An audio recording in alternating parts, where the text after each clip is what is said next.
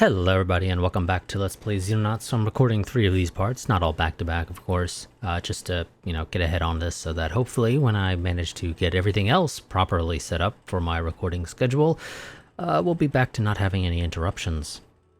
But let's go ahead and get my timer started. So last time we finished off getting the alien officer interrogation, and now we are doing a wraith analysis because, well, we kind of want to get the bonus for dealing with those guys.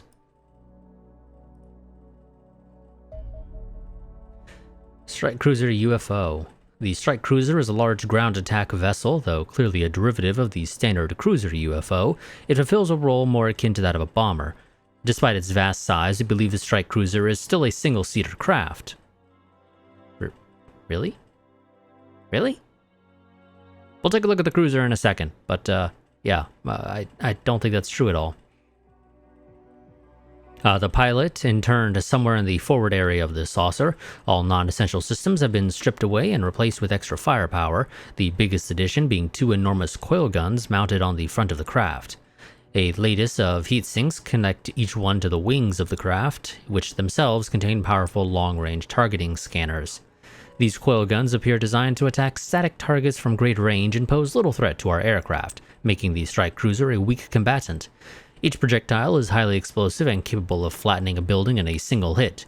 Given that the saucer section of each craft can carry at least 30 of them, it is imperative that these UFOs are shot down before they inflict too much damage on the nations that fund us. Predictably, the explosive payload of the Strike Cruiser makes it highly unlikely a successful interception will leave much in the way of recoverable wreckage. Okay, game, you claim that you think it's a single-seater. Here's a normal cruiser. I don't think that's a single-seater. Like, at all. I really don't. It literally has an entire fucking bridge. There's no way in hell that that is a single-seater. So I highly doubt that this is also a single-seater. I really do. I highly doubt that.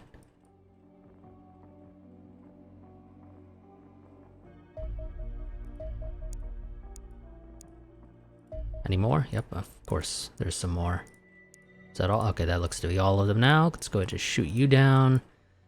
Neither of those guys are hanging out around us, so we're just gonna sort of ignore them. Shoot him down. Let's go and send the... No, Condors have a little bit longer to go. Small craft, we can't really catch that. It's actually heading right towards us.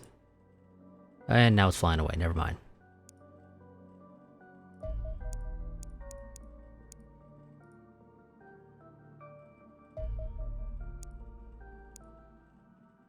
Damn it. Okay, just return to base. You guys cannot possibly catch the big dudes unless they decide to fly right towards us. And these guys aren't flying right towards us. We'll send the Condors out to go ahead and take care of these dudes. Because those guys will fly towards us because they're attempting to intercept us.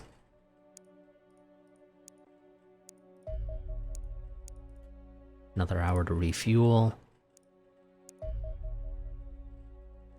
I would... If that was over here, I would do it. I would send the Strike for it. But I'm not going to go ahead and send the B team for that. They are way too poorly equipped to take care of a cruiser. Well, a large UFO. It's a cruiser, I can pretty much guarantee you that.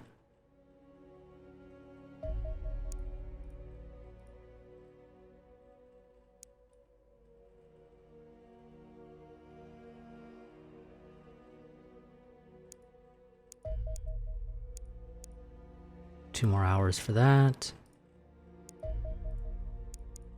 Condors alone should be able to take care of that.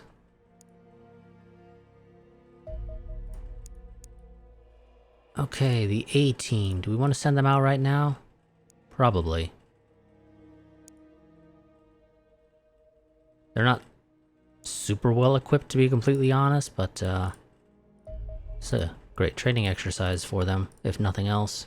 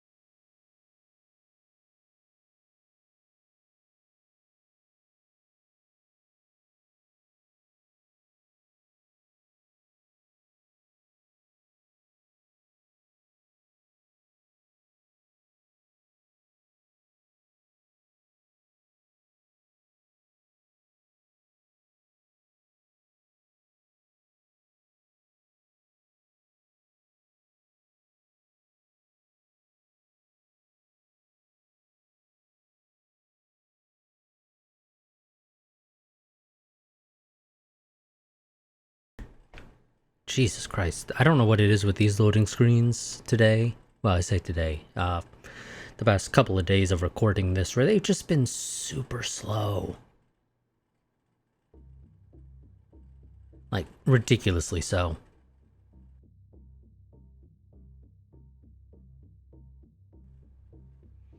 Okay, first things first, send out the tank.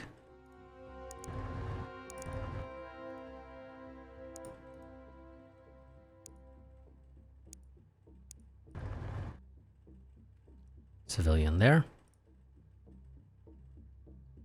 Okay, and let's go ahead and get the team heading out.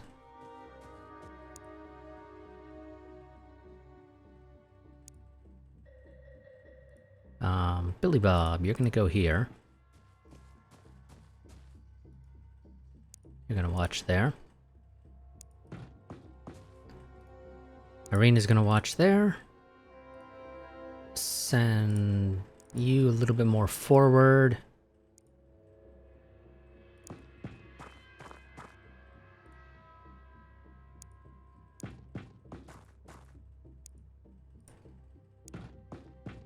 Lucia. Specifically Lucia with the rifle, not Lucia with the shield. Who also coincidentally has a last name that starts with S, so Lucia S is our shield Lucia, because, you know, we just... Second time that's happened now. For reasons. I seriously have no clue why we're just, I don't know, getting lucky, I guess is the best way to phrase it. In that regard. And Hilda and now we're gonna hang back for a bit more.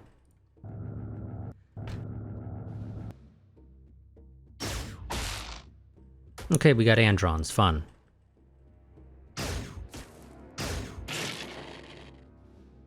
I think that was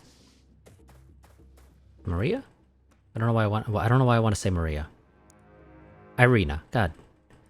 I mean, it's close-ish, but not quite. Okay, Lucia S. We know there's a dude who fly. Oh. Fuck that noise.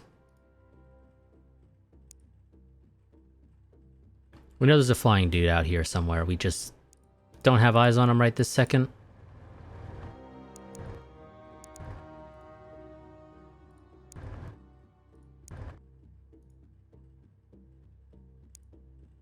And we know that there's an Andron right around the corner here.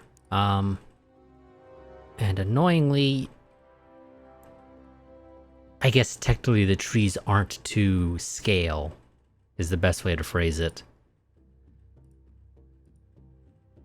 For why we seemingly are incapable of throwing a grenade over those trees, because they look like we should be able to, but again, they're not to scale, I guess.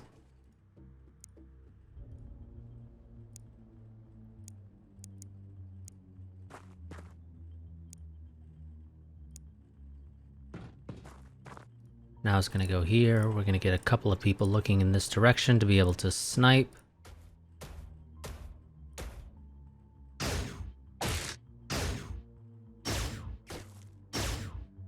Oh, he almost hit him. There we go. Of course, oh god, there's another one. Okay, we resisted again, he missed. Then sniper dude, I think, tried to shoot Irina, but missed. But I need to find him.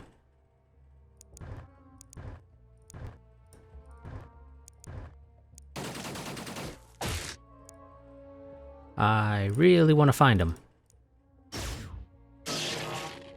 Wonderful. Found him.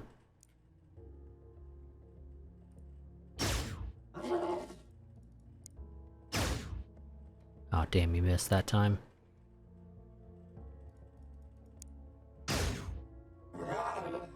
There we go. I don't need Irina getting sniped. We can avoid it. We saw a civilian over here. Annoyingly, civilians don't tell you a whole lot, and I thought I saw an alien thing pop up here, but I guess not. Guess I was imagining that.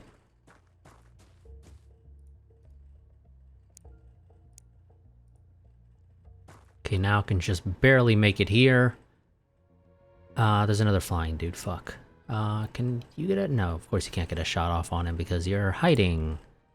And Billy Bob can't get a shot off on him because the damn tree's in the way.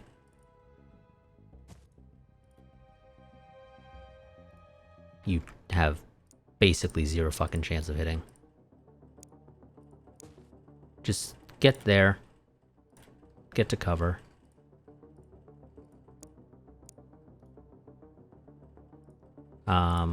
Do not have anybody who has the ability to actually fire on him.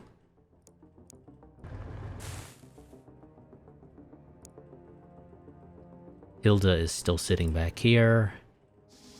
Yeah, he didn't come for us.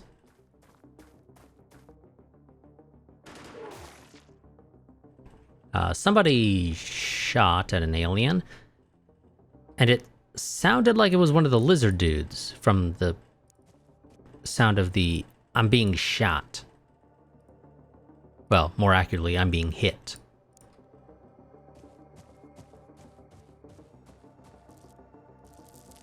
Okay, and we found the UFO. It's up there, but we still need to go ahead and clear out over here. Somebody actually got hit.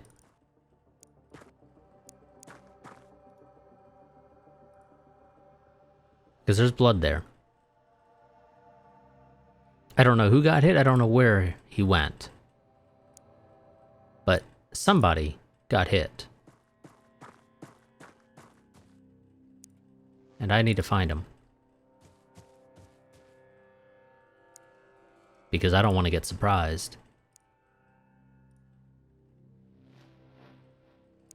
Hilda, you can finally leave the strike craft. Or, well, the transport, rather, whatever.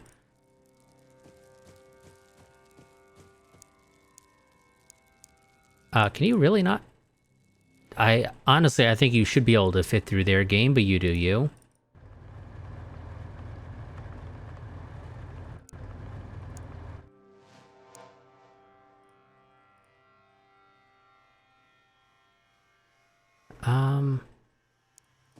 Move back here now.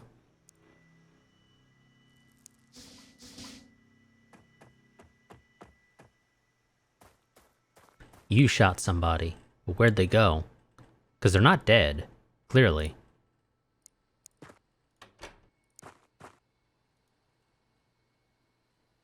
They ran around this corner, didn't they?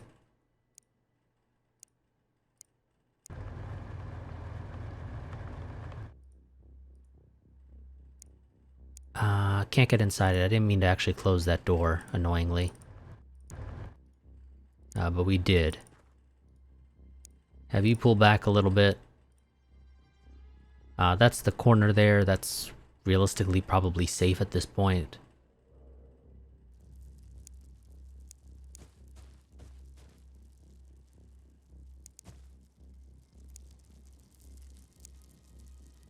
Hilda, you know what? You're gonna go ahead and back up Irina. I'd love to go around this corner with Billy Bob. Now, we haven't heard any psionics or teleportation, so it looks like we don't have any wraiths here. Which is great. Because we'd have been dealing with the psionics already if they were here.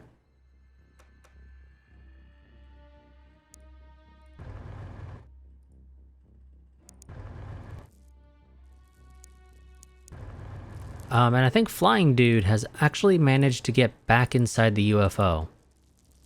And is hiding there.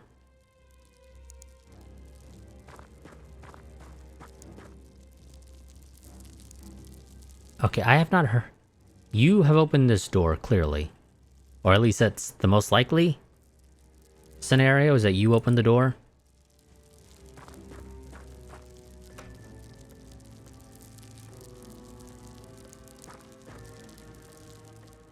But I did not hear you shoot, so either you ran out of time units, or there is nobody in that building. It's one or the other. It cannot possibly be both. Okay, you've ran in there, you didn't get reaction fired and killed, so...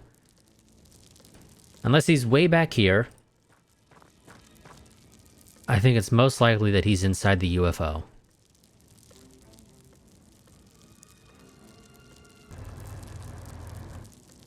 So let's go ahead and tell the tank to set up a position there.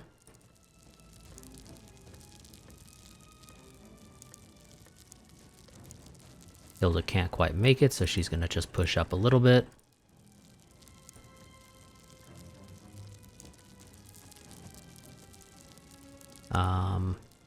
Lucia, you can make it here. Wonderful. Now you're gonna take cover there. You are going to run through the building. He's not up top on the roof because we probably would have seen him as we approached and or been shot at as we approached.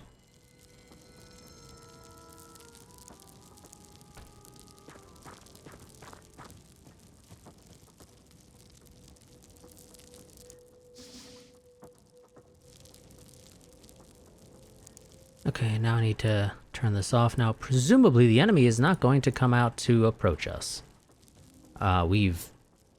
Outside of that one teleporting dude, I can't say we've ever seen that happen with a cruiser here, so...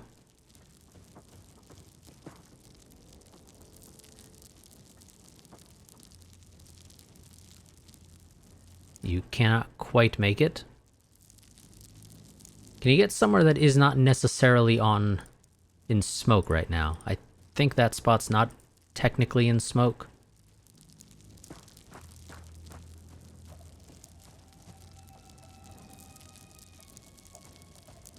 You push up Billy Bob. You're gonna be in front with Irina behind you.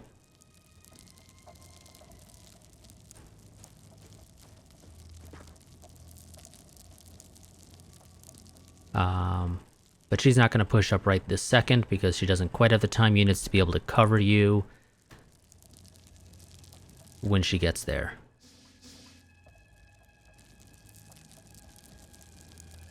Okay, you're already crouched.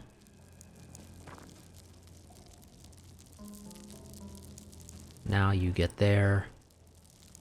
Lucia, you push up.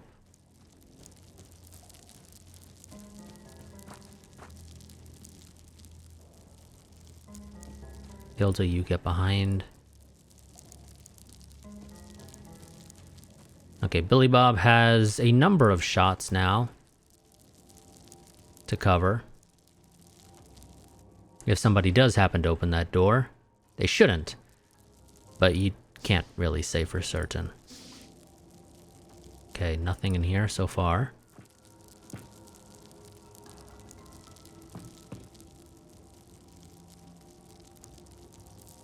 Okay. That side appears to be clear.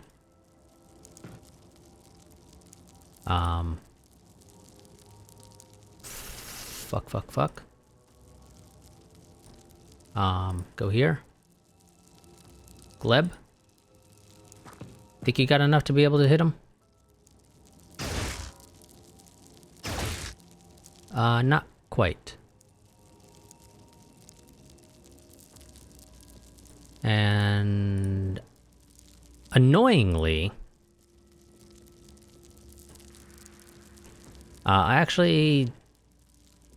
Nelly is actually blocking the ability to get somebody else in there to assist. I think the best we can maybe do is try to get a grenade around the corner, but nope. Don't have the explosive ability. God damn it. Okay, pull back, close the door, crouch down, and Gleb, you better pray. Hilda, you push in.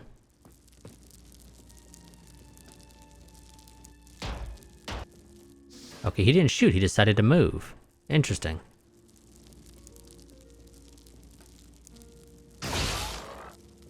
That is Okay, sure. I mean, I'll take it. Also, technically, Gleb was standing in fire, I'm pretty sure, but the game, I guess, doesn't actually recognize that as fire, unless it wants to, and it decided I didn't want to do that this time.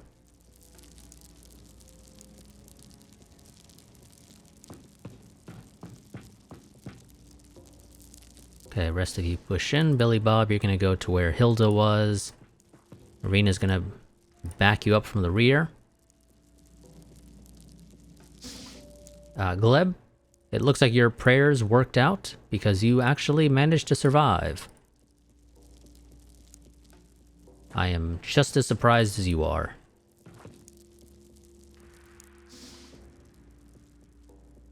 Now, if this is anything like how this has typically gone in the past, there's probably a dude right on the frickin' door here. I am almost interested in trying out the plasma breaching charge. I have not actually used them, like, ever. So, yeah.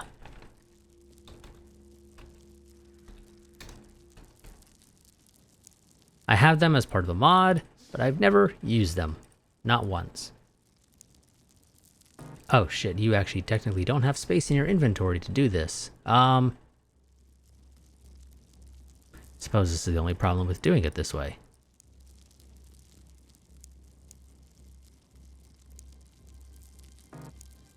There we go. Okay, and we're gonna set a timer for 3 turns. And you just drop it on the ground? Is that the way they work? I have no idea. Like I said, I've literally never used them.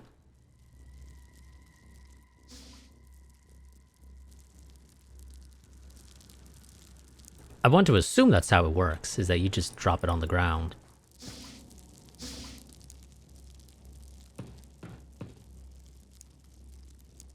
And if there is somebody there, they will either get blown to bits, or the scimitar will deal with them. You know, for a destroyed, or, you know, a crashed, rather, UFO, this is surprisingly still together compared to, you know, previous ones we've had.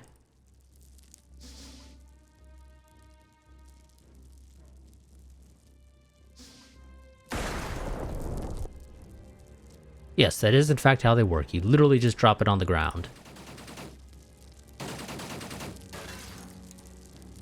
How? How the fuck did you do that badly?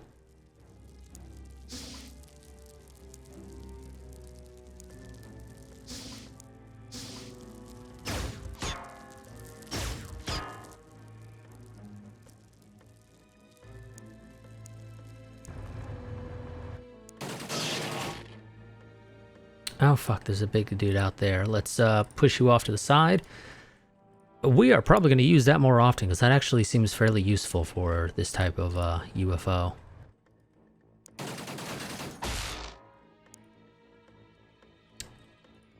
Whoopsie daisy. We missed a little too much and kind of sort of suppressed Gleb.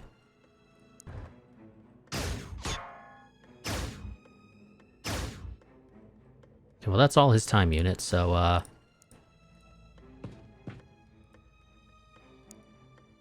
Hilda, you got 1 shot.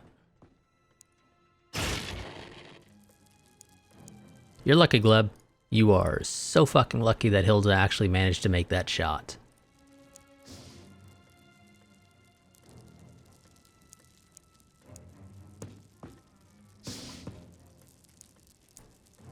But yes, I think we're going to use that more often going forward, because that actually worked quite nicely, in my opinion. Quite nicely indeed.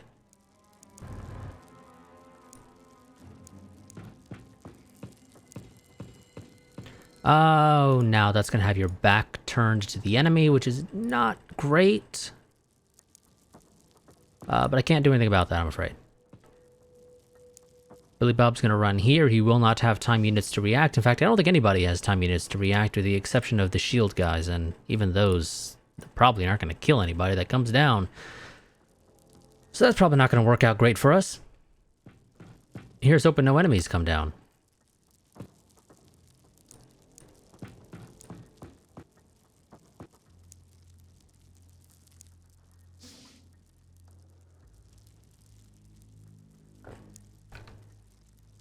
Luckily, no enemies came down. Wonderful.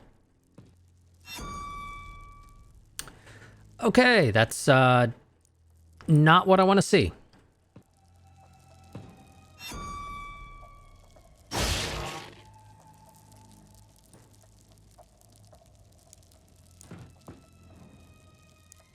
Gleb, you may want to... Oh, fuck. Okay, there's a second dude right there, and he is going to absolutely destroy Gleb. I tried to have Gleb get out of there. It didn't work. Now? Oh, fuck. Okay, we're gonna be relying on you here, Lucia.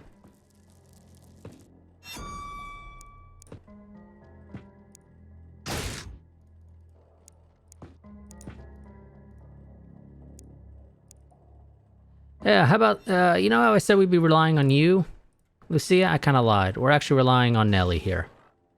Okay, that's a terrible position for our guys, but that's just how the cookie has crumbled.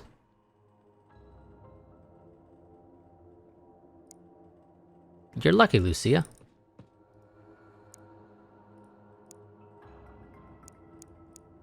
Also, now get the hell out of the way.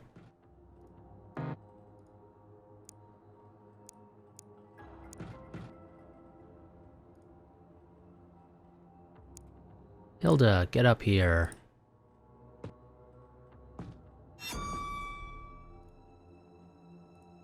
Billy Bob, you're gonna be our door opener today for this side. Now you're the door opener for this side.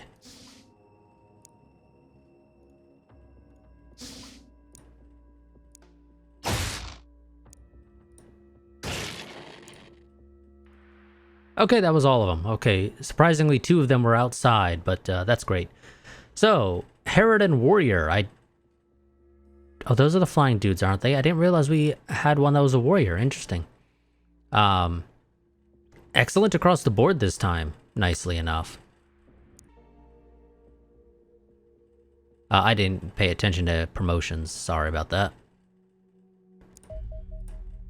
You're not catching them. Just return to base now.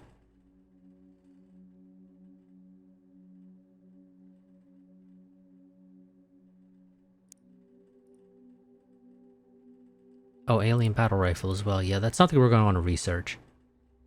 I don't recall what all needs to be researched to get us the next tier of the next and final tier of weapons.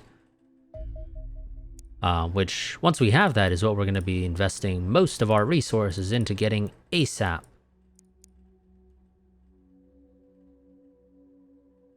You're not catching him. And okay, he escaped to space anyway. But yeah, you weren't catching him.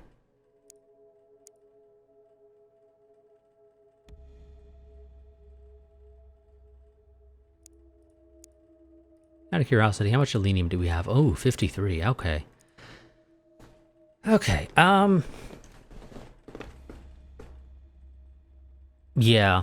We're gonna, I think, go ahead and start building some of these. And of course, I have to build them one at a time because I don't actually have the hangar space for this.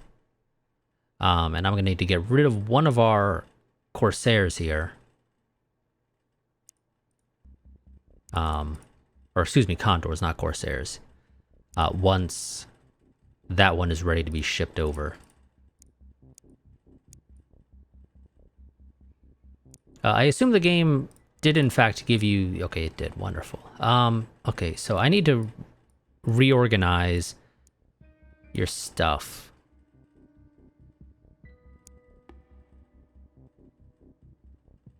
Is there any way that I can get those to fit?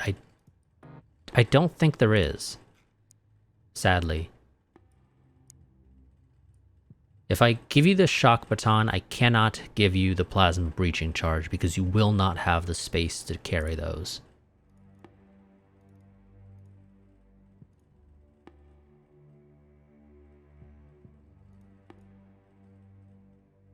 You know what? How about one of each grenade, actually? I think that works a little bit better than a whole bunch of electroshock grenades. And this allows you to be able to do that. Wonderful. I could give you more if you had more carry weight, but you don't. Gleb here.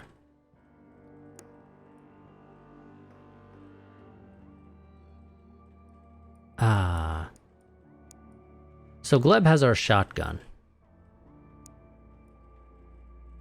I would really like for him to carry both the shock baton and the plasma breaching charge, but again, that is not possible.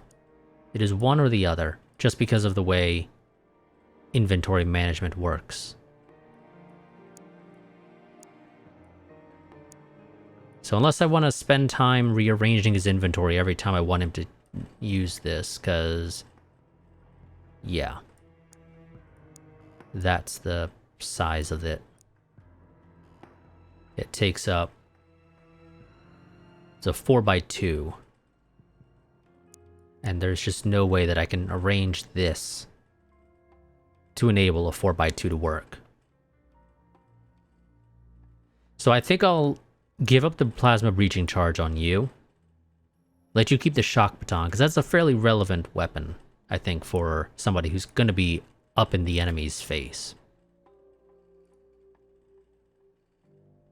And then we will fill you out with not quite one of each grenade, because you don't quite have the carry weight to do that, but we'll give you both of our incapacitation grenades.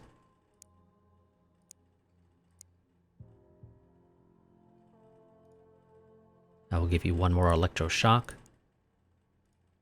One more electroshock. Because those are very useful grenades. They really are.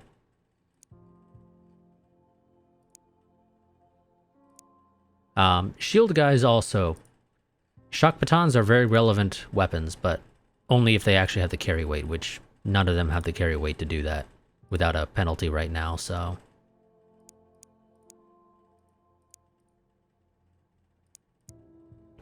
Also, you guys actually haven't been switched over to the right grenades, so let's go ahead and fix that right now before I forget, now that I happen to be looking at it.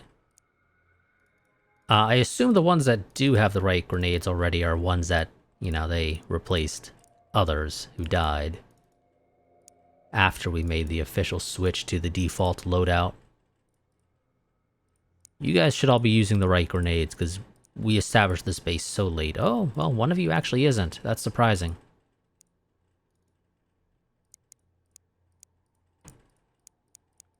And again, the C team largely just exists to protect this base if it gets attacked and the, you know, defenses fail. And by the defenses fail, I mean we have 0 defenses here. Whoops, I forgot to build some. Let's fix that right now.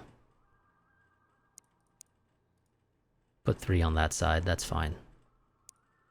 It literally doesn't matter where you put them as far as I know. Do you guys not have a storeroom? Oh, no, you do. Okay. I just don't think you guys have ever brought anything in when you've shot down UFOs. I mean, I'm pretty sure you've shot down the fighters and heavy fighters, or probably just heavy fighters at this point, over land, but we've gotten nothing, which just seems weird.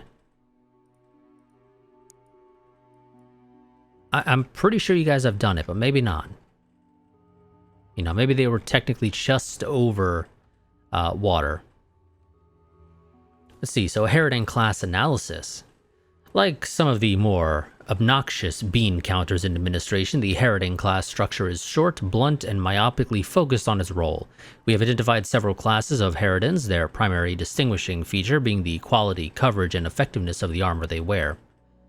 Soldier, often seen accompanying androids, no doubt to provide technical as well as long-range support. The blue and white soldier class is the most common opponent you will face. I hope I shouldn't have to warn you about their skill with rifles or their jump packs. Warrior, the most obvious upgrade the purple warrior receives is the addition of armored gloves and boots.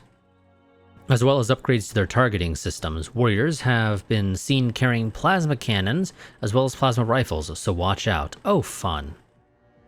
Officers are easily identifiable by both their red armor and the additional set of wings on their back, or on their backpack. The Harridan officer acts less as a commander and more as a coordinating node between different Harridans. Officers are the most intelligent of the Harridan race and are the most independently minded, so be wary when facing one. And finally, the Elite. The Elite is physically indistinguishable from other Harridans, however their black and gray suits are of the highest quality and incorporate powered elements that vastly improve their physical and mental capabilities. A near tactical match for officers, the Elite is superior to other Harridans in every way. Unusually, there is no evidence of higher-ranking leaders among the Harridans. Our best hypothesis is the nature of how Harridans behave precludes the mental capacity for grand strategy.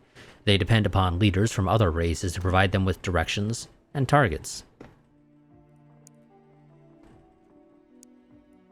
Wonderful. Now, if you could just give me the Wraith analysis, that'd be great, game. Large UFO detected. Flying away from us. That's a massive one. I believe that means that they have sent... What are they referred to as? I don't recall what they're referred to as, honestly. It's completely escaping me right now. But it'll fuck us up. I can tell you that right now. I don't even know if a Condor can take it out.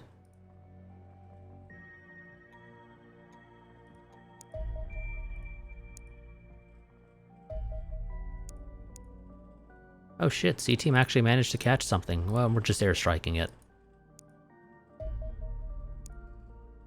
Some fighters.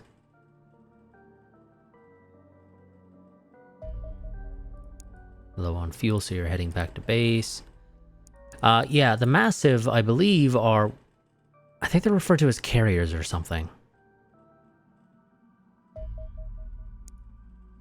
Yeah, and you're not going to catch him. He's too far away and flying away from us.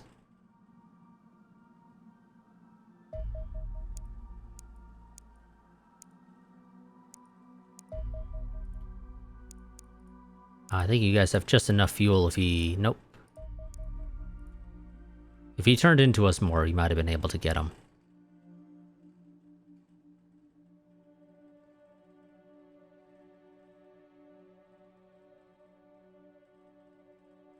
But sadly, he decided not to do that.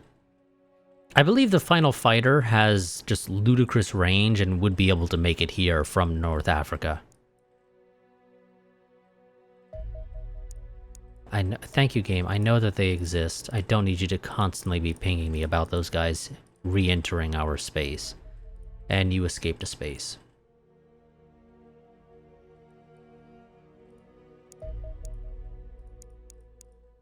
See if you can catch him. Wonderful.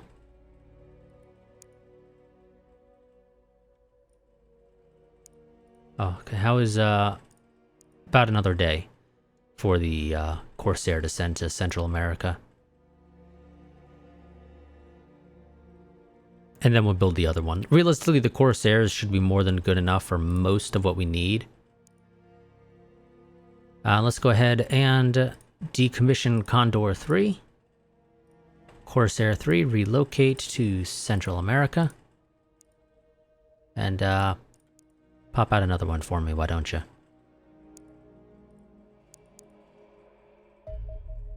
Here we go, Wraith analysis. And they actually did remove the stuff.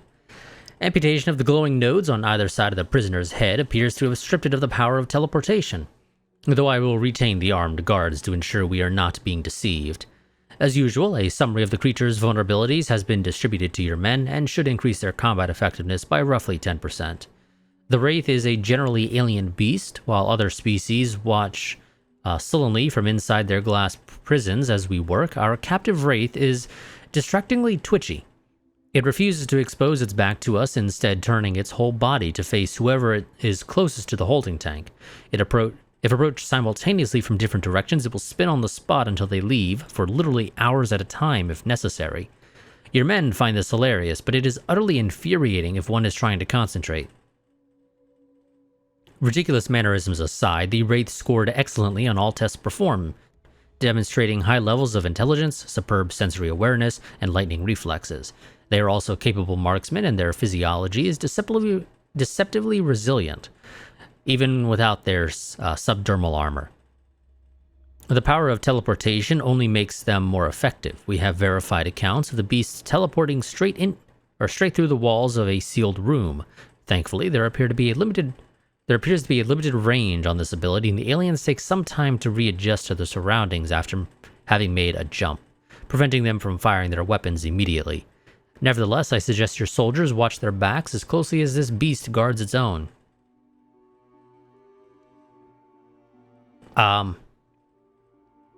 Considering one of our guys got shot in the back after this dude teleported on the first mission where we encountered the Wraiths, I'm going to call BS on them not being able to fire their weapons immediately, because I'm pretty sure he wasn't there an entire turn without us knowing about it after teleporting. So I'm pretty sure he literally teleported, fired his weapon at our person, damaged them. We turned around with one of our guys, sent them over there, and literally unloaded a shotgun up from underneath them.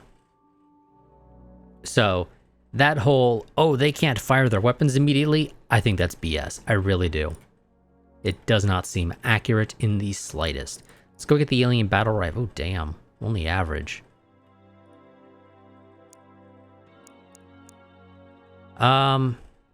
Maybe I will go ahead and build a... one of the mods I did end up enabling actually changed how many people you can have in a laboratory and workshop. The default is 15 each. That's why the main base is 30 and 30 with 2. But if I build any new ones, they're going to have 30 with just the 1. And you know what? I think we're going to do that to speed up our research. That mod also rebalanced a little bit the money making from going after UFOs. As a result, that's one of the reasons why we have so much money now. So as long as we, manage to take care of a large UFO or two, basically each month, we should be fine on the cash flow. So like I said, we're going to go ahead and I think build a laboratory here at the Central America base to aid a little bit with our research. We're not going to build any workshops because that requires then management, and I don't want to do management.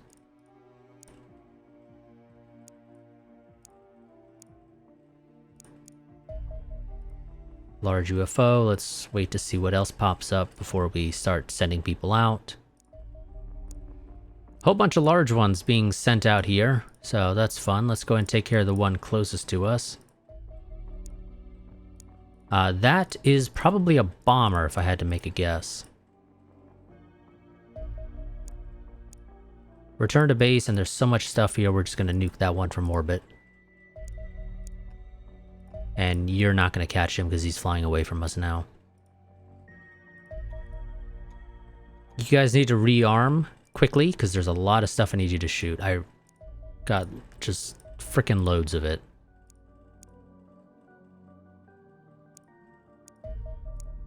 Now this guy is escorted, so I'm pretty sure he might be trying to do something. Yep. And again, we're just going to nuke that one from orbit because it's way too much stuff. You are flying towards us, so we're going to send the Condors out. They might be able to catch you if you turn back around, but it looks like that's not going to be the case, sadly. These guys are refueling, and they need to heal up a boatload, so we're probably not shooting down any more UFOs.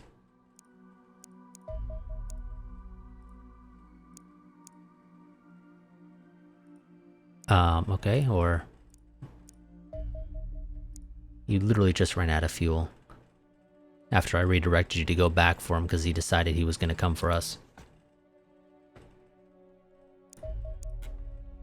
And yeah, interestingly, they rearm and refuel before repairing, which I feel is weird.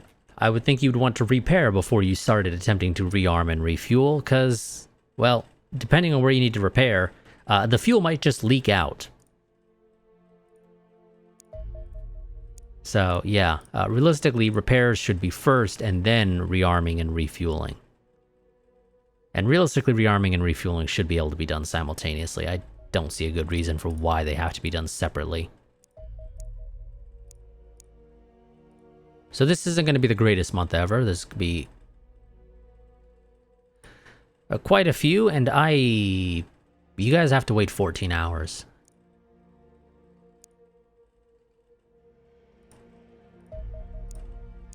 Nine more hours. I almost want to go for that, but my timer actually already went off. And I want to take care of this before the next part, otherwise I'll probably forget about it, to be honest.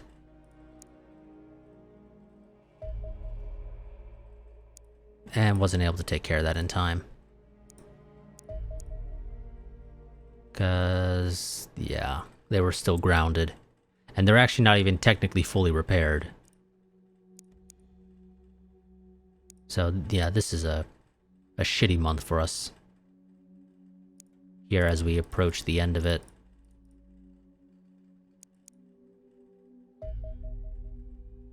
We have finally found a fucking alien base. It is a fortress, which is probably what that massive ship went and landed at. So now we know there's an alien base in sort of the, I want to say like Chile kind of area. No, Peru. Chile's a little further south. So we're going to be sending the A-team out for that, but next time, that'll greatly help us, actually.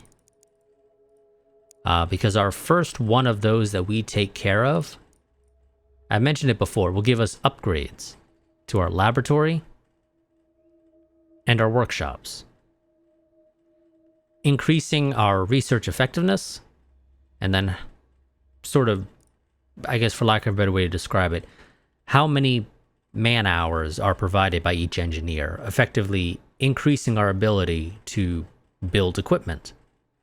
But this is actually an alien fortress, which means I believe that's the largest one. I think it's outpost, base, and fortress. I think there's only 3 tiers of alien bases.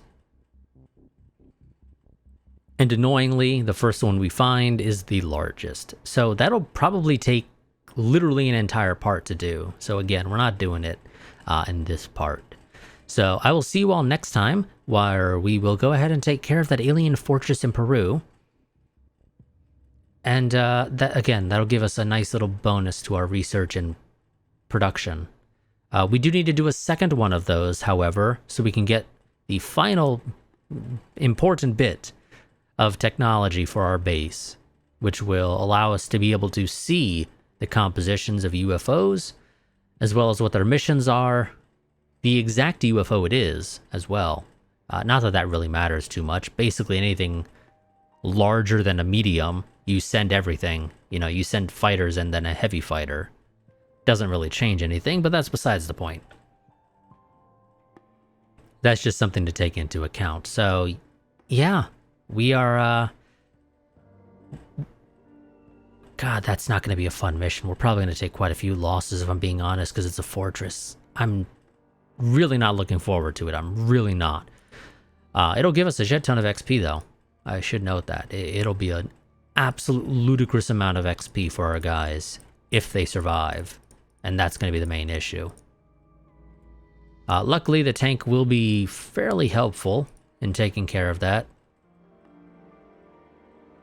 But I think to make up for failing that aerial terrorist site, we need to do that base this month, just to make up for the funding. The Soviets are already not super happy with us. They're currently at poor, which I suppose is an improvement, because it's probably bad, then poor, then normal, good, superb, excellent. Or maybe superb and excellent are flipped. But it's probably something that affects. So they're not quite on the verge of leaving us, I don't think.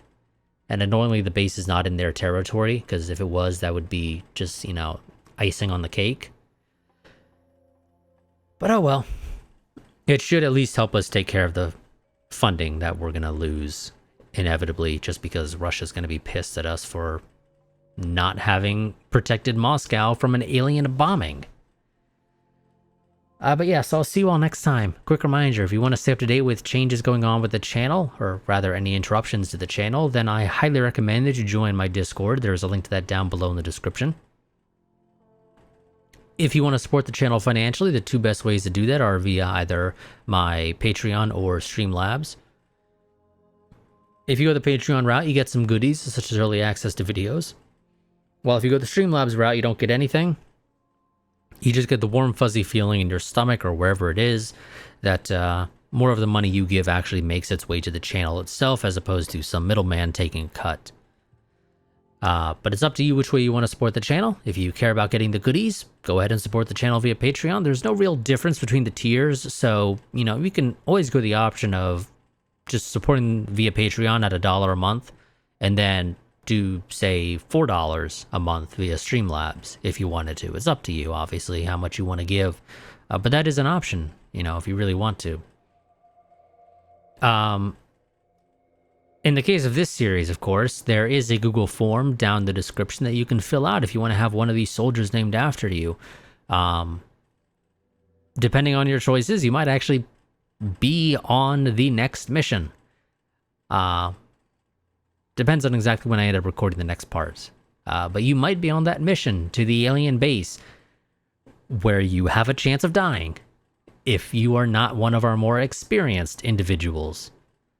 But yeah, like I said, if you want to have one of these soldiers at the various bases named after you, probably don't want to choose somebody who gets named in the C team, because the C team's probably never going out. But the A and B team definitely are going to be getting tons of experience.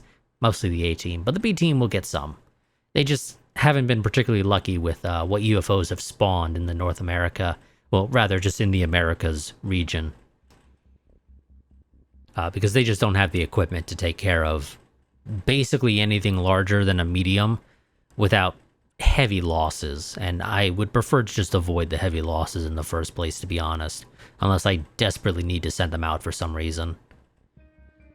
But yeah. So, next time, like I said, we'll go ahead and take care of that alien fortress. God, like I said, that's not going to be fun. But until next time, goodbye and farewell. Go ahead and save before I forget. Normally I do that before I do that whole spiel. But yeah, so I'll see you all next time. Till then, goodbye and farewell.